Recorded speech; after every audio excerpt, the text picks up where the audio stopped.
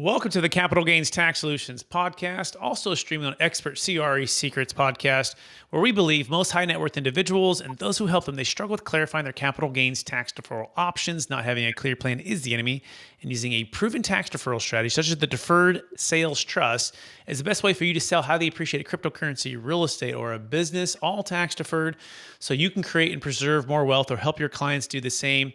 Hey, I'm your host, Brett Swarts. In each episode, I'm joined by some of the best real estate, financial, cryptocurrency minds in the world, where they share their ideas, deal stories, and inspiration. So together we can make complex tax deferral strategies simple and passive income plans achievable. I'm excited about our next guest. For over 20 years, he's been an executive level business IT leader with a vast amounts of practical experience and knowledge, providing leadership and planning for IT and web development projects for small and medium-sized companies, working on complex projects with multiple teams in multiple countries on a singular project, working with pre-funding, venture capital, and fund raising, and so much more. But at the end of the day, he's all about finding ways to unlock your capital or your crypto to purchase real estate. Please welcome to the show with me, Mike Waters. Mike, how you doing? Doing great. Glad to have you on the show. And where are you calling from today? Salt Lake City, Utah. Fantastic. And for our listeners getting to know you for the first time, would you give us a little bit more about your story and your current focus? Well, I've been 20 years in the IT world. I've also been involved my whole life in real estate investing because I've been a high-paid IT executive for a very long time. And one of the best tax shelters known out there is real estate. So I've always had a love of real estate. And when I discovered cryptocurrency, that's when the light went on. And I realized there was a real solution there to merge the two. And tax deferral is one of the great words I love to use when we talk about what I'm doing. Fantastic. Yeah, absolutely. I'm excited to dive into this conversation here. By the way, we're talking about all things unlocking real estate equity using crypto and or building your wealth with real estate and crypto. So, Mike, before we go too deep into the geeking out here, because I'm excited to have this conversation with you, I want you to help us to help me and our listeners get to know you a little bit better. I want you to picture it's the high school days, maybe the university days, the earlier, younger days. I believe we've all been given certain gifts in this life. Some people call them superpowers. Some people call them strengths.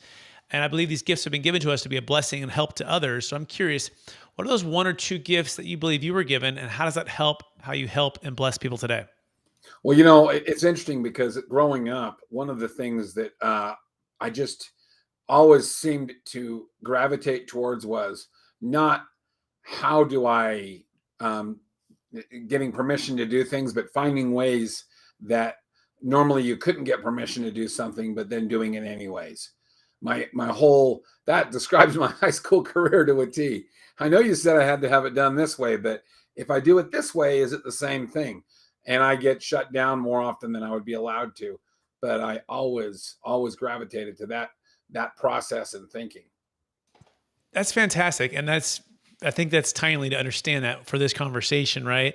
So I make sure I can encapsulate that. So basically, finding a way to do something better or different, and not necessarily feeling like you have to ask for permission for it, just going for it. Is that a fair summary? Yeah, going for it, and doing it. The thoughts I've come out over the years are always unconventional. They're always different ways of doing things that no one ever thought of. Sometimes they work very well and sometimes they don't work at all. Mm-hmm. Beautiful. Love it. So let's dive right into unlocking real estate equity using crypto. So Mike, what's the number one secret to doing just that? Well, so real estate is a complicated issue because it has a value that tends to start low and then over time go up. And in fact, real estate's the only investment that consistently always goes up over time. But crypto is this volatile, goes up, goes down, goes up, goes down. And so the two of them merging was very, very difficult because I didn't want someone's house to be worth $1 million one day, $2 the next day, and $10 million the next day. I wanted it to reflect real world values. So I knew I had to start with a stable coin and work from there, because a stable coin wouldn't work either, because a stable coin would just be worth $1 and a home value goes up.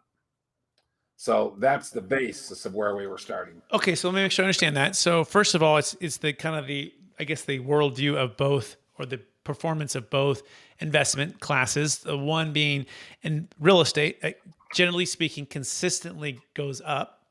The other one being cryptocurrency, which is extremely volatile, highs and lows, very, very high highs and some really low lows, and basically merging those two together. But the foundation of that is starting with a stable coin, or maybe one that's a little bit more consistent. Is that a fair summary? Yeah. Absolutely. Okay. And then where's step number 2?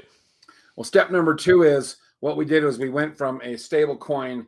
Then after you have the stable coin, we merged it into a token per property. So what we do is in our system, we create a token per property, and then we attach that per property token to the value of the property. So we have what's now called a stable plus token.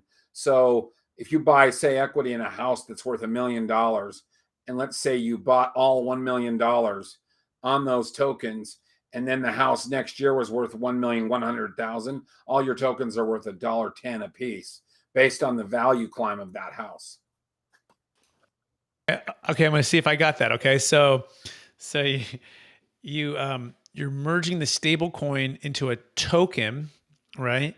Right. And or coins. I don't know if it's plural or one, and per property. And I guess instead of it being in USD, it's owned in coins, perhaps. I don't know if I'm correct. Correct me if I'm wrong. Am I following so far? Yes. Okay, cool. Where does the USD go? The USD got traded for my coin.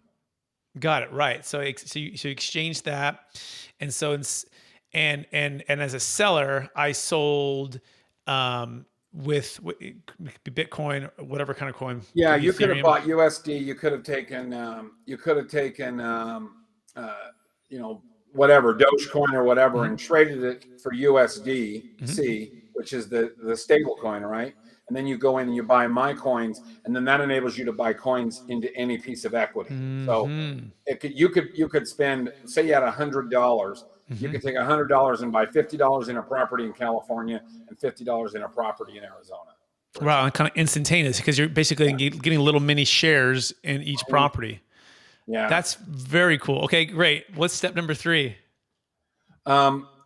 Step number 3 is, at that point, the person that has the house that they've sold the equity in, they get the USDC, and then they go off and do what they want with the USDC. So if you had tokenized your $1 million property for 1 million Quest coins, and then people had bought them and traded the USDC for it, you now have 1 million USDC coins in your pocket. Really, really fascinating. By the way, you can learn more about Mike Waters at questcrypto.com. That's questcrypto.com. Okay, so you've the seller's got his cash, he's gone. You own the property using the token, these tokens, and then at that point, perhaps you can sell those tokens to other investors. Maybe get some of your cash back or diversify. Maybe let me figure that out, right? If my property's worth $1 million, but it's all in tokens, Right. or 1 million tokens, however you want to define that, can I turn around and start selling small pieces of it? Yeah, that's the idea. So for a real simple example is, let's say you had $1 million property and you had a $500,000 mortgage. What we would do is we'd create $1 million $1 tokens. We'd make a contract with you that we're not going to release any money until the mortgage is released to zero. Then we go out and we sell all 1 million tokens. Now, if you only want us to sell 500,000 tokens and keep the rest, that would be fine. So we would sell the 500,000 tokens, reduce your mortgage to zero, and then the other tokens you can keep in your wallet, or you can sell them later if you want, because your house is going to go up in value. But either way, by the tokenization of the property on the Quest system, you're 100% liquid with crypto instantly on your property. Excellent. So maybe you can give me like a real life example of like a deal you've done, or maybe a student of yours, like you kind of break down, like what were the numbers, what were the reasons, what went well, what were some of the surprises. I'll give you a real life example of a home right here in Salt Lake City. I'm going to round the numbers up just so they can keep it really round, so we don't have these long numbers. Basically, you have a $500,000 house with a $240,000 mortgage on the house. And the $240,000 mortgage had a $1,580 payment. And that $1,580 payment covered principal, interest, taxes, and insurance. Okay. Then what we did is we tokenized the $500,000, $500,001 tokens. And then the tokens were sold. And now the home's equity is divided into $500,001 chunks. Then the homeowner got the $500,000 minus the $240,000 mortgage in crypto. So they got 266,000-ish dollars in USDC, and then they just use the exit ramp of their choice to get the cash out. The important thing to understand is the way Quest works is we attach the token to property rights, not to the property.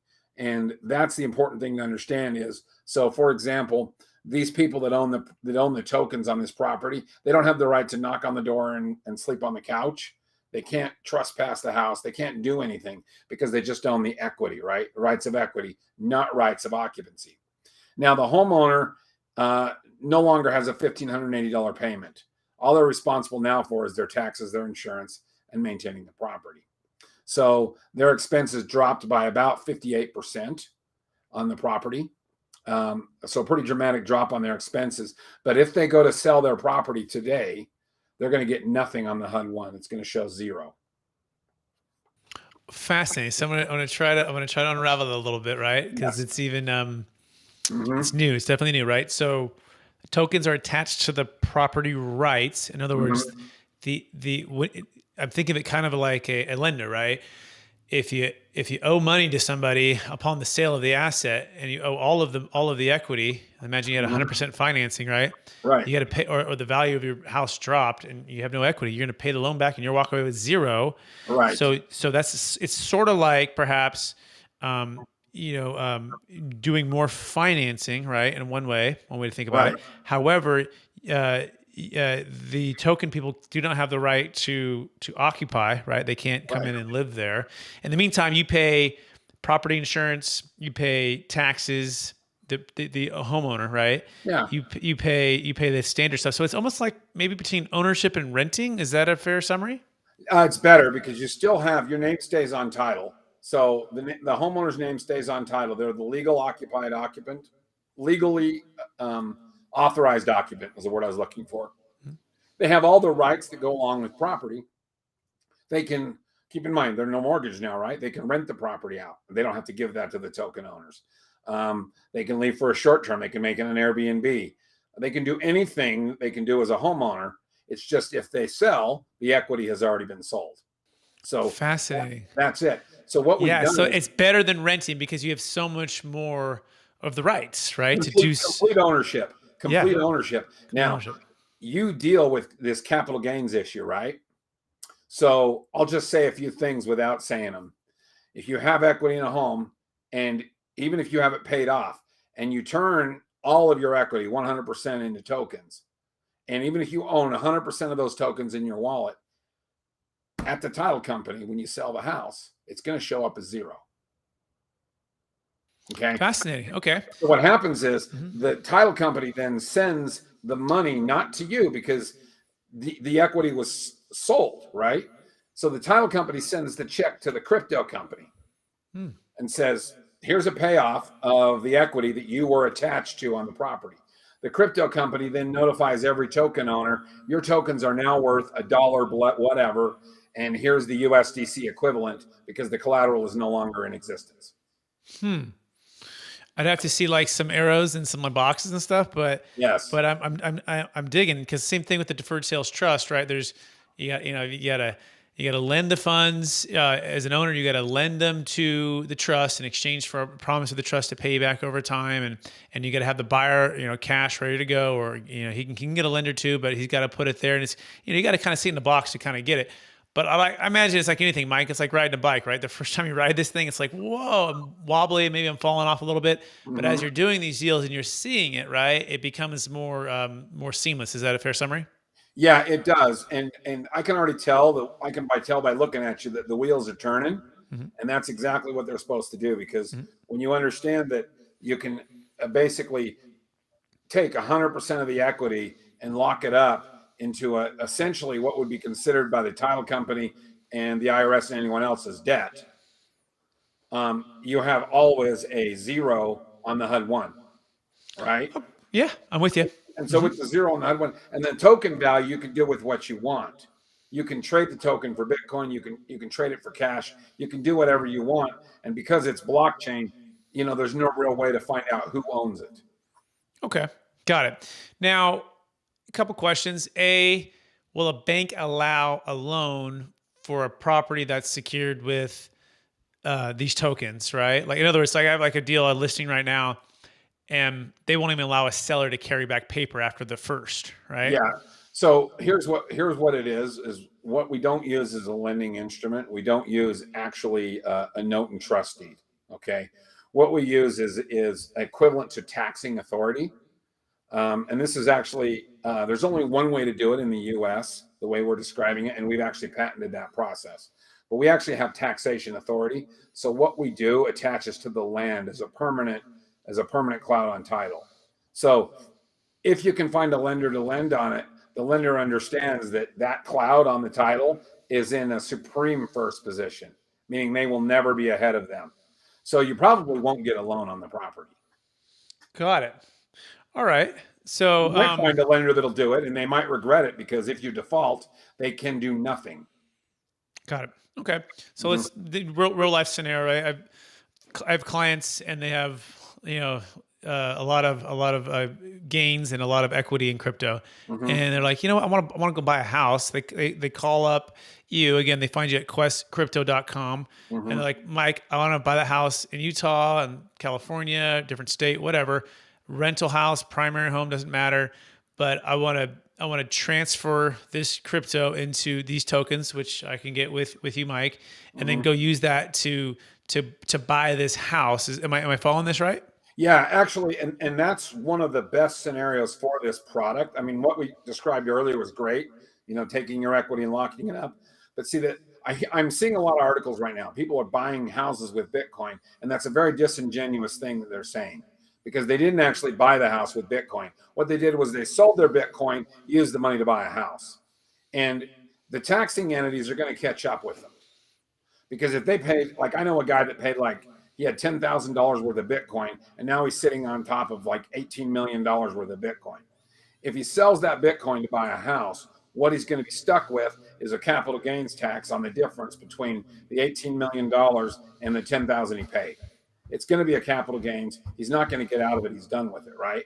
And then he just bought real estate with it, which is now going to be subject to a capital gains. So by doing that, they expose themselves to double taxation.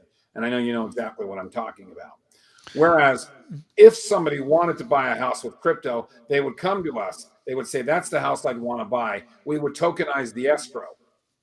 They would then take their crypto, trade it for our crypto, which is a like for like exchange, right?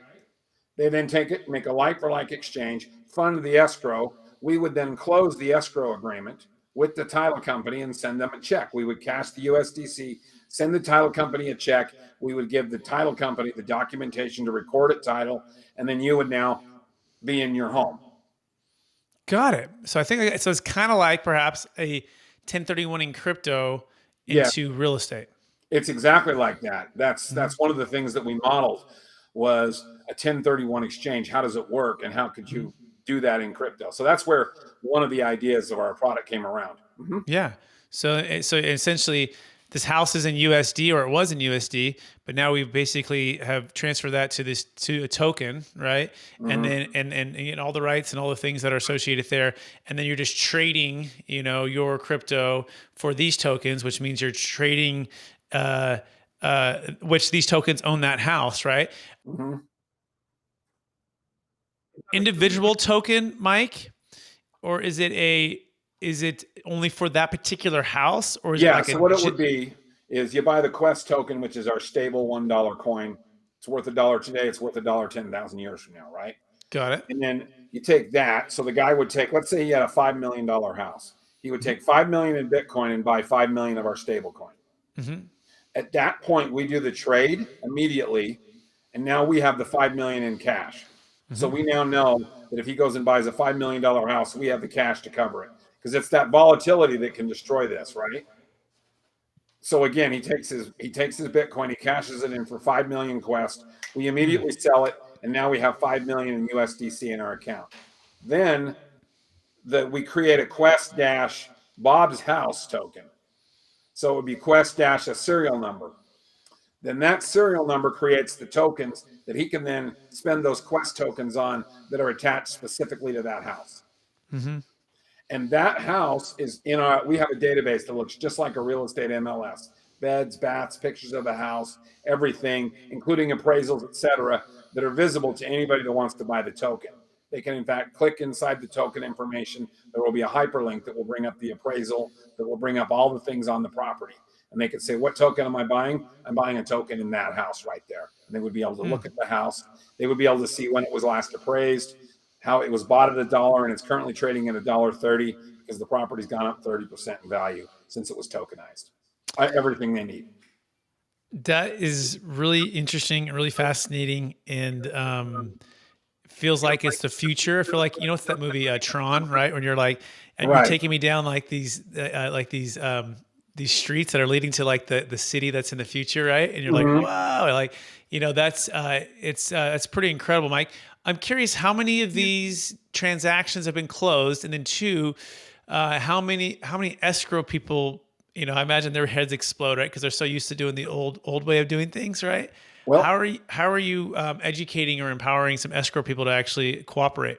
Great. So actually, that's a series of questions. So one, the first thing I'll say is when we built the system, I have bought and sold over 200 real estate transactions in my life, commercial, residential, multifamily, single family. So I know how the real estate world works.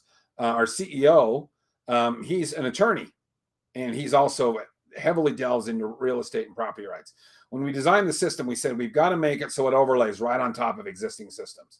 So right now, I'm going to say, unless they're completely like want to fight with us, title companies will find very little difference in dealing with us versus a mortgage company. All we're going to tell them is, we are Quest Crypto. We're doing crypto loans, is what we tell them, because that's all they need to know. And where do you want us to wire the money? And then the documents that you're going to record are these, and they're not like anything you've ever seen, but here's the instructions on how to record them. You know, there's tons of overlap here, Mike. So like literally like with the Deferred Sales Trust, it's still very, very, I mean, in our circles, it's well known, but most of the commercial real estate world, or we did like a primary home sale in Palo Alto, and it was an Old Republic. You know, she's been here for 30 years and she had never seen it. And her mind was exploded. And we're like, hey, just talk to the tax attorneys, like thousands of closes, billions under management. Like they'll walk you through every step of the way, and just, you know, oh yeah, it's kind of like that. And here's the form, here's the thing to box, here's how to report it. It's just an installment sale, right? You know, you've done installment sales. Yeah, I have. Well, we're just using a trust, but it's still outside the box. So you've got to kind of hold their hand. By the way, I will mention that the Deferred Sales Trust can defer capital gains tax, right, on the sale of real estate. It can save a failed 1031 exchange. It can defer capital gains tax on the sale of cryptocurrency. In fact, the first one, I call it break the 4-minute mile mark, Mike, because for the longest time, the Deferred Sales Trust only had been done for public stock, private stock, artwork, collectibles, real estate businesses, primary homes. And then about 60 days ago, we did the first Bitcoin Ethereum case. The couple, Silicon Valley, bought it for about 100,000. It went up to 13 million, their value of their coins. And they were able to sell a big chunk of that and defer the capital gains tax. And the cool thing is once the funds are there, you can't do a primary home, which sounds like your stuff is advantage there, but you can do investment property. You can partner with the trust, and you can buy investment property and get the depreciation, get the appreciation opportunity. And then you can also diversify it into cryptocurrency, into stocks, bonds, and mutual funds, into a new business venture, into hard money lending. I had a client who sold a $2.6 million business in Alabama, and he's building 70 multifamily units in Tennessee, all tax deferred with the trust. So very flexible, but for those who haven't done it, can kind of be overwhelming. So what are some ways that you've tried to simplify this for those who are being educated with this? Well, it requires you have to kind of unscrew your brain and then put in a a whole new thought process on this. And we are very similar. So after this call, I recommend us hooking up, because we could definitely talk about some of our larger clients that we deal with, because there's places where we can't help them and you can. And there's places, one of the things that the Quest Crypto allows you to do is let's say you had a property with $10 million. You could effectively, if you had 10 million $1 US coins from your own property, you could effectively buy $1 in 10 million different properties. You can create a digital REIT if you wanted out of your property, and you can collateralize that REIT. So you could put that REIT, you could put all those tokens into a box, and then you could collateralize the box and create your own mortgage-backed security. Wow. Yeah. So we've got some really cool tools. I don't really talk about it to the average guy because they're not as smart as you and don't understand how the game is played. Oh, well, thank you. Well, thank you. Yeah, I appreciate it. Yeah, I started at Marcus Millichap, commercial real estate broker by trade. Grew up in the real estate business with my dad. Right. Custom homes, rentals, room additions all my life. Fell in love with commercial real estate, and then learned the hard way with the 2008 crash that clients had an old Blockbuster way of doing things, which was the 1031, sell high and buy higher 180 days later. And we were like, there's got to be something different. So I can kind of relate with your gift in the beginning, what you said, right?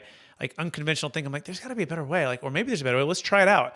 And that was the Deferred Sales Trust. And fast forward, it's to us, it's the Netflix way of doing things. But it does take some time to understand it. By the way, I do want to ask you just about that, right, real quick. The biggest frustration with capital gains tax, and when it comes to selling cryptocurrency, right?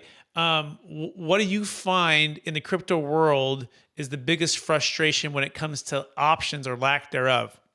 Well, first of all, it's education. Okay. You've got a lot of 20-year-old multimillionaires running around. Okay. And they're like, I'm just selling my crypto and buying my Maserati and I'm like, dude, stop what you're doing right now. Stop. You need to stop the party, because what you're doing, it's going to catch up with you. The IRS is going to come in. They're going to get you off your basis points. And then the party's going to come crashing down. And it's because they're young kids. They think so much that they're doing things so differently than the way their parents do. They think they've hacked the system. And they have, in a wide variety of ways. But the problem is, when you go from that digital world to the real world, you now have this, okay, put the brakes on and do it right. So that's the number one frustration I'm having is people with large amounts of Bitcoin understanding that, yes, they have money, but they have a problem that they don't even realize. Get them to where that's the number one problem. The number two problem is getting them to, like, the crypto community is all about sticking it to the man. I got money, I did this, and I don't have to deal with the man, right? The man is government or whoever, right? So it's strong libertarian circles. And the second problem there is getting people to understand that you have a partner, and he's called the government, and you have to do some homage to the man, or the man will get you.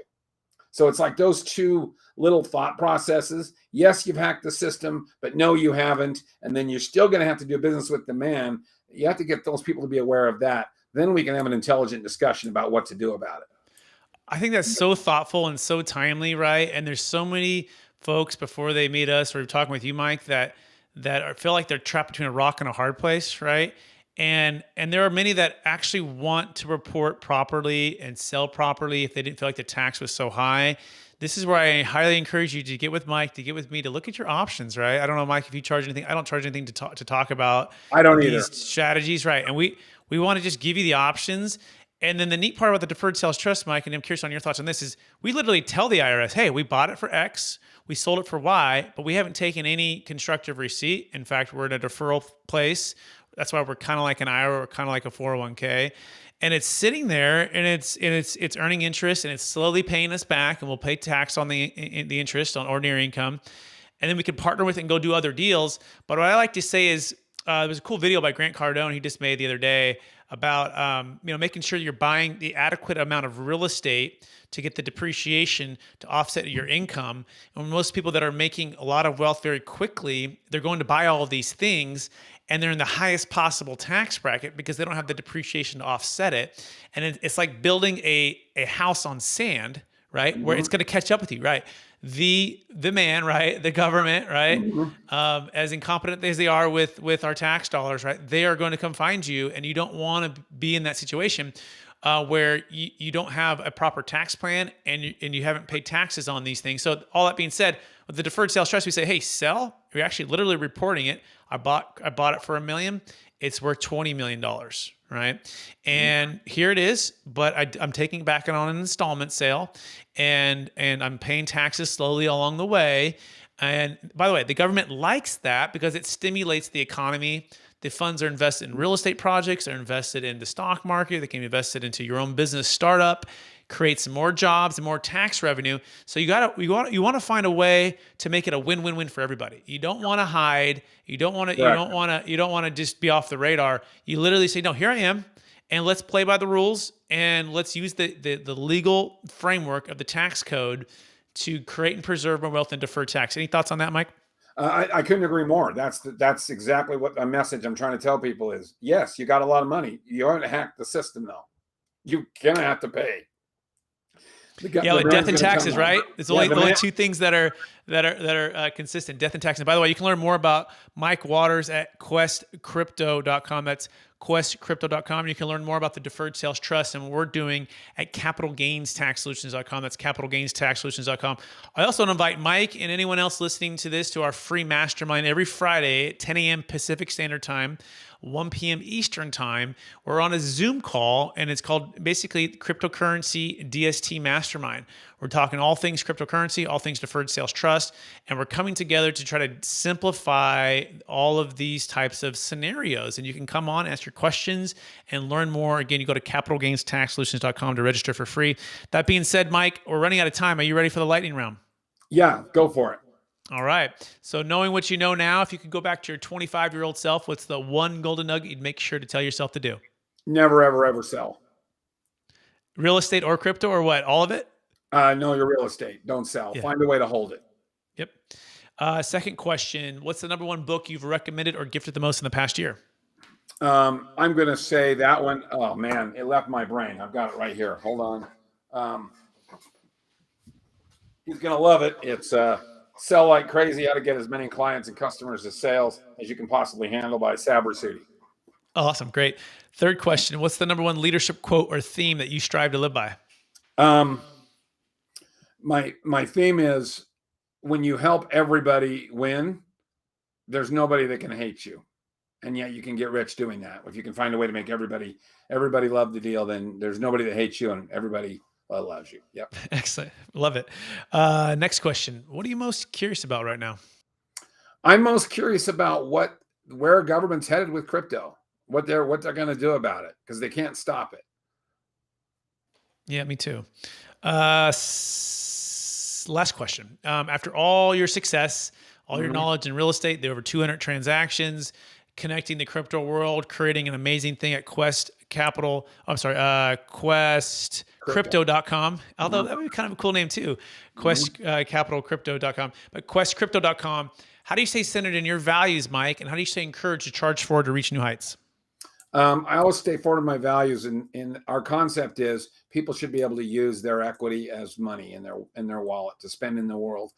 My values are very much rooted in our founding fathers' beliefs that your title was your standing and ability to operate inside the system. So I stay focused on core fundamental American principles about morality and just being a God-fearing, honest person. Fantastic. Couldn't agree with you more. Would you remind our listeners one last time, what's the best place for them to find you? Well, you can email me directly at mike@questcrypto. I so far haven't regretted that. I do get a lot of emails, but nobody has sent me anything weird yet. So I won't change that today. Email me there if you have questions or if you have ideas, because there's a lot of things that we're doing, including we're financing an $8 billion casino project in Las Vegas right now using cryptocurrency. And there's a lot of ways for people to get involved. And essentially, we built the model so that anyone with $1 in their pocket can be an investor in real estate using our system. So it's pretty cool. It's really cool, Mike. Hey, I want to thank you for being on the show. I want to thank you for thinking unconventionally as a youngster, even right now, right? Kind of challenging the status quo and figuring out ways to unlock ways to create and preserve more wealth with crypto, with real estate, and giving people more freedom. I think that's an amazing thing what you're doing. I want to encourage you to keep doing it. And I also want to thank our listeners for listening to another episode of the Capital Gains Tax Solutions podcast, also streaming on Expert CRE Secrets podcast, where we believe most high net worth individuals and those who help them, they struggle with clarifying their capital gains tax deferral options. Not having a clear plan is the enemy, and using a proven tax deferral strategy such as the Deferred Sales Trust is the best way for you to sell highly appreciated businesses, real estate, cryptocurrency, and or getting with Mike Waters, instead of selling that crypto, trading it, transferring it into these tokens and buying real estate. Really cool. Make sure you check him out. By the way, one last reminder as well, Mastermind every 10 a.m. PST. In order for you to get comfortable with what we're talking about, it takes time and energy and input, right? Everyone coming together and figuring out the better way to do it, asking good questions, challenging all of the things that we're talking about. We'd love to have you come on. 10 a.m. PST. Just go to capitalgainstaxsolutions.com to register right now. Invite a friend, invite a crypto friend, invite a real estate friend, a financial advisor friend. We're going to connect there. Thanks so much for watching and hearing this. And if you're listening to this on iTunes, and we look forward